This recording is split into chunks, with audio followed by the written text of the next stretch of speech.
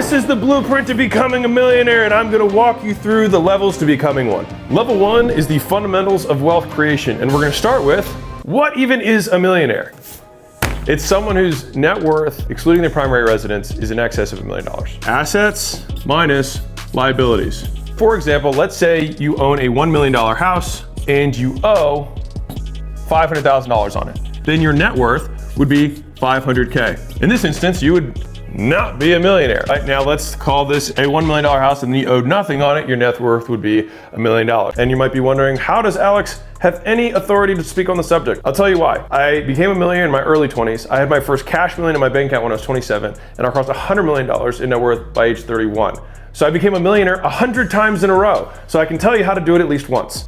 Don't diversify.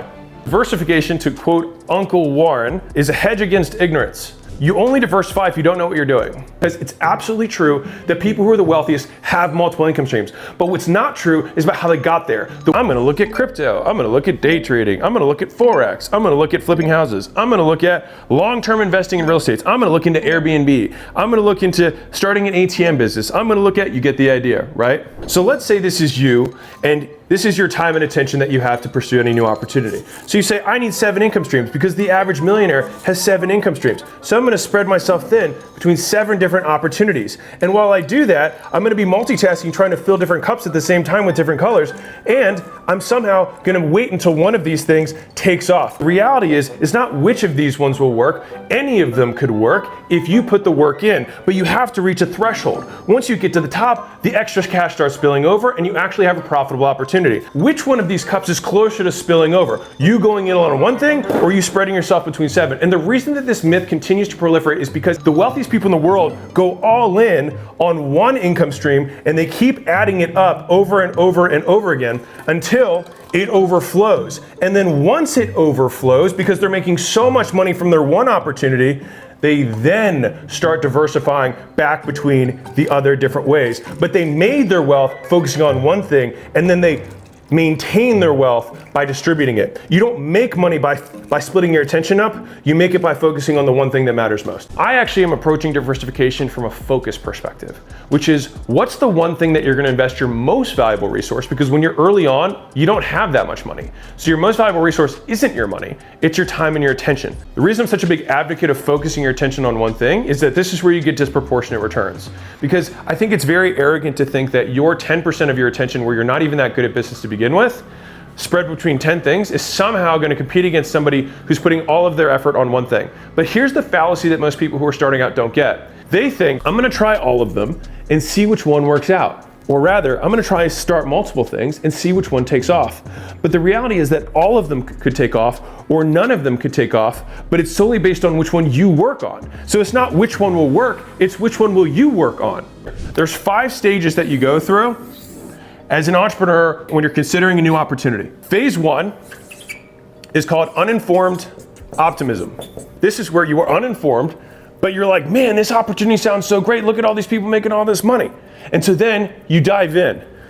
And then you get to something called informed pessimism. You're like, oh wow, this isn't as easy as I thought. There's all these other things that they didn't talk about in this ad or in this highlight reel that they show me on this YouTube short about this person that made $1,000 a day going from nothing from her home, right? So then what happens next is you keep working on it, and then you get into the valley of despair. Sad face, sad face. This is where most people quit. And this is what most people do now. ... They find another one of these things to get into, and they go all the way over back here because they think, oh no, this one has doo-doo on this side of the fence. So I'm gonna go to the other side of the fence where the grass is green, right? And so what happens is people keep repeating the cycle over and over and over again, and they never make progress. And so here's the thing, is that when you do find something that you're like, you know what, I kinda like this. Okay, this is harder than I originally thought. I need to keep learning. Wow, this is actually really hard. There's a lot more pieces to this than I understood at the beginning. I guess this is why everyone isn't rich. And then something magic happens. You then start to have informed optimism. You now start to realize you've wrapped your arms around whatever the opportunity is or whatever thing you're pursuing, and you're like, okay, I haven't gotten there yet, But I understand the math. I understand the process of getting where I am to where I'm trying to go. And ultimately, this is what I'm trying to do with this blueprint for you, is that if I can help you tackle as much of this, or at least compress the time that it takes you to get here, that's a big victory for me. And then you finally get to the final phase, which is achievement, which is you actually accomplish externally what you set out to. And most newbies fall out between here and here and then start this process over again. So most people only relive this over and over and over again without ever making it to here, which then naturally leads you to here, because then you have no desire to diversify because you now get it. And what do you do when you're here? You reset the target. And you say, this is where I want to go next. And because you've been through this process once, you understand that, you know what? Me going after this 10 times bigger goal sounds amazing. I'm gonna find out there's some stuff that sucks. There's gonna be a period where it's gonna really suck and it's gonna feel hopeless because I don't see how to get through it. I'm gonna keep chugging and then understand how to get there. And then I'm gonna get there, I'm gonna repeat the process. So now we go to the last part of level 1 of becoming a millionaire. The long game. If I told you to build the tallest tower you possibly could in 10 seconds, here's what you might do. Boom. What? Time, right? How stable is this? Do you think this is gonna last a long time? Probably not. Now, imagine I told you to build the tallest building you possibly could in 10 days. You would probably say, you know what? So I might build it piece by piece from the ground up with more stable bricks from day one. The reason this is such an important frame shift for people is that the fact that they're in a rush causes them to build the thing they want to build differently. And what happens is people get stuck, right? They get stuck at this level and they can't add another one on top. And they stay here and they're like, why can't I get my $1 million business to $10 million? And it's because you built it wrong to begin with. And so as much as this sounds painful, sometimes the fastest way to get to 10 million is to start back at 0 and build it right to begin with. I talk so much about long game and about making sure that you're building it the right way, because this thing is never gonna last. And now we have our foundation built for level 1 of wealth creation. Level 2 is all about the actual tactics of getting to making your first million. And it starts with finding a hungry crowd. Let me explain what I mean by find a hungry crowd. This guy started a business selling hot dogs, and he was given one wish from a genie of what competitive advantage he would be able to have. The first thought he had was like, maybe I'll make my hot dogs cheaper. The genie shook his head and was like, no. He's like, what if I made my hot dogs taste better? And the genie said, no, don't waste your wish on that. Maybe I'll just make mine the fastest cooking so I can serve the hot dogs faster. And the genie said, that's not what you want to waste your wish on. The genie looked at him, holding the hot dogs and buns in hand, and said, it's not about the hot dogs. If you want to build an amazing business, you want to put your hot dog stand on the best corner in front of a starving crowd. Because if your hot dog stand is on the corner, it doesn't matter how cheap they are, how good they taste, how fast they cook. The moment that hungry crowd walks out and sees your hot dog stand, you're going to sell it every time. So right off the bat, I want to talk about 2 key concepts when it comes to finding a hungry crowd. One is that we have to understand that the market is always going to be the strongest variable in how much money you make, right? If you're selling toilet paper during COVID, you're going to sell out, right? Because it didn't matter how good your toilet paper was, there was a starving crowd. So you have to understand that the market is number one. If I was trying to sell services to newspaper companies, well, newspaper companies are decreasing by 25% per year. The next lever on this is the offer that you give people, right? If you have a superior offer, then if you're in a normal market, that'll be the next lever that you have. And the final thing is your ability to persuade. Ideally, go after a really big market with an amazing offer and be a hell of a persuader. But the thing is that's concept 1 when it comes to finding a hungry crowd. Concept 2 is the 4 things that I look for when I'm actually trying to find that market. Number 1 is I want people who are in pain. You want to make sure that the people that you're selling to are in desperate need. They don't want, but must have the thing that you are selling. The second is that they must have the ability to buy, so purchasing power. So a friend of mine had a business where he helped people who were unemployed fix their resumes so that they could get a job. Now, you might be like, oh wow, tons of pain, absolutely. But the problem was he kept trying to grow this business and he couldn't grow it because they were all broke because they didn't have a job. The third factor that I look for is easy to target, because at the end of the day, even if you have somebody who's in lots of pain who can buy your thing, if you can never find them, it doesn't matter because they're never gonna buy your thing because they'll never know you exist. The fourth point you wanna have is that you have a growing market. Now I gave the example earlier about the newspapers, right? So believe it or not, a good friend of mine actually had a business that sold a rev share model to newspapers. So he was an amazingly persuasive guy. He had an amazing offer, which was 0 risk. He just said like, let me get a percentage of the revenue that I bring to you. All right, so these 2 things were completely maxed out, but he couldn't figure out why his company wasn't growing every year. He was beating his competitors and gaining more customers than they were, but still slipping away in terms of his ability to grow. And it was because the entire marketplace as a whole was shrinking. And so you want to make sure that you have all 4 of these things. You can't just have 3 of them or 2 of them or 1 of them. You need to have all 4. And so when you're thinking about what thing you want to sell, start with who you want to sell it to. So you have your hungry crowd. Now what do? 1 avatar, 1 product, 1 channel. This is the simplest formula to getting to $1 million plus. All you have to do is find 1 person that you want to help. It's just making sure that you're very clear on the 1 very specific person that you are going to help. That is the avatar. The next thing is you want to give them 1 product. And the reason I say it's 1 product is that a lot of people overcomplicate their businesses too early. They're like, man, if I want to double my business, I should sell them 3 things, right? And then I'll get them to buy more stuff. But the thing is that if you're under $1 million, you're just adding a ton of complexity when you don't even have that many customers. And so most times you'd be better served sticking with the 1 thing that you're selling and saying, how can I sell 3 times as many of the exact same person? And that becomes the problem that you solve. But most people get confronted with these issues and then go for the easy route. And again, this is like that building where you can add something on top really quickly, but it doesn't create the skyscraper that you want. Instead, you want to think, how can I do more? The third variable here is channel. Now, it doesn't matter what channel you're currently acquiring customers on.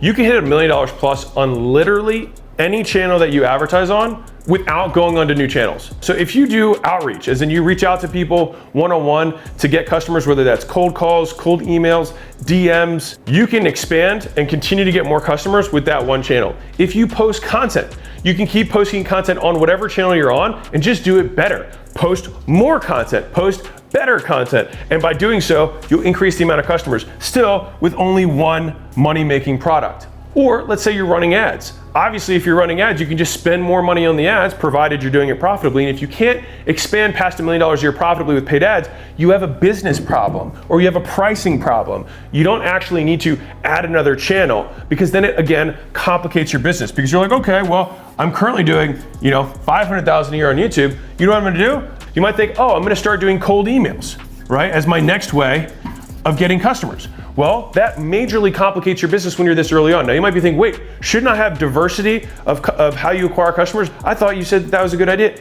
It is, but you're so small, it doesn't matter yet, because you're not looking at a potential acquirer who's gonna try and look to decrease risk.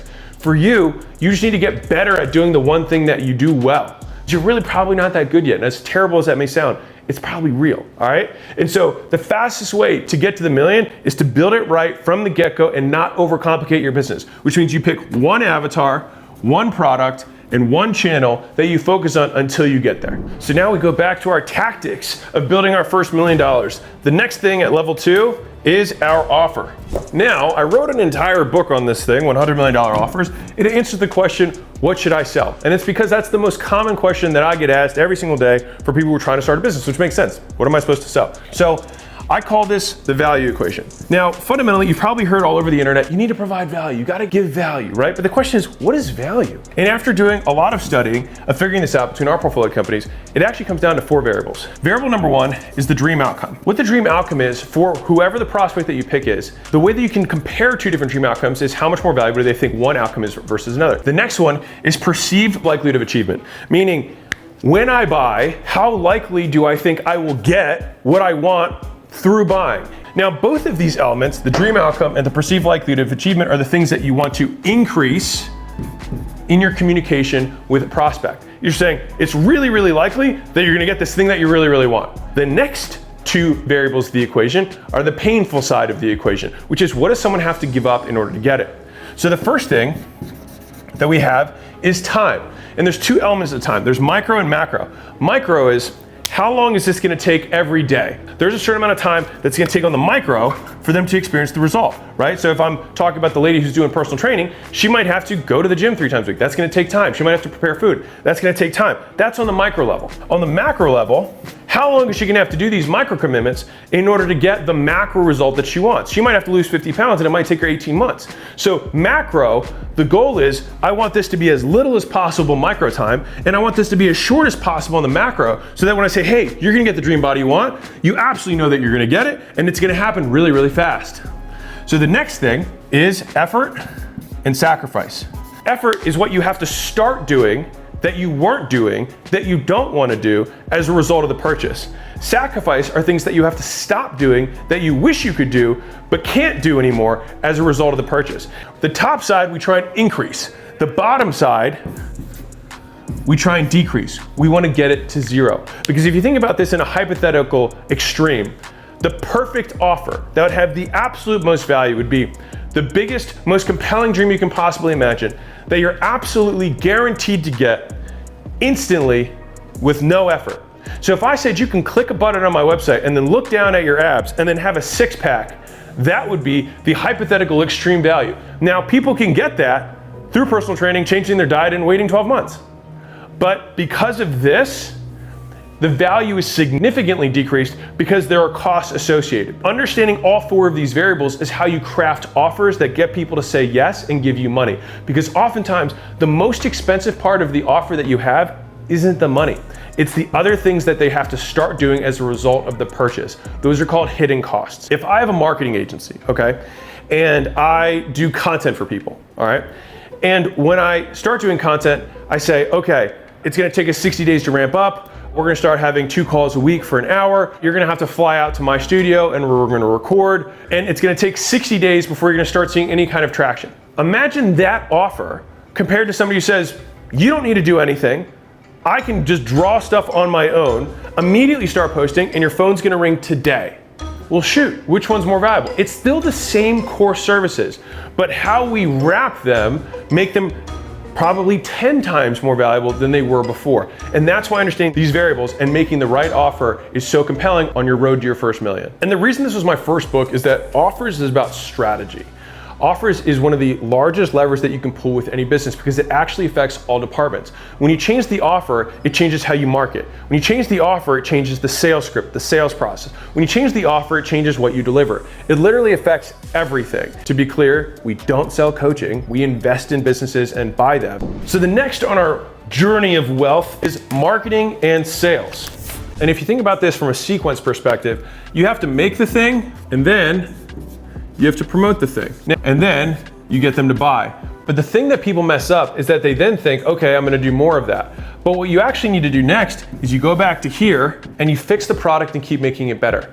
And then you promote it more. And then you come back and fix the product and make it better. And it becomes this virtuous cycle. So if we need to understand how to market and sell, then it means that you have to have one advertising method. There are 8 ways you can advertise. There's 4 that you can do, and then there's 4 that other people can do for you.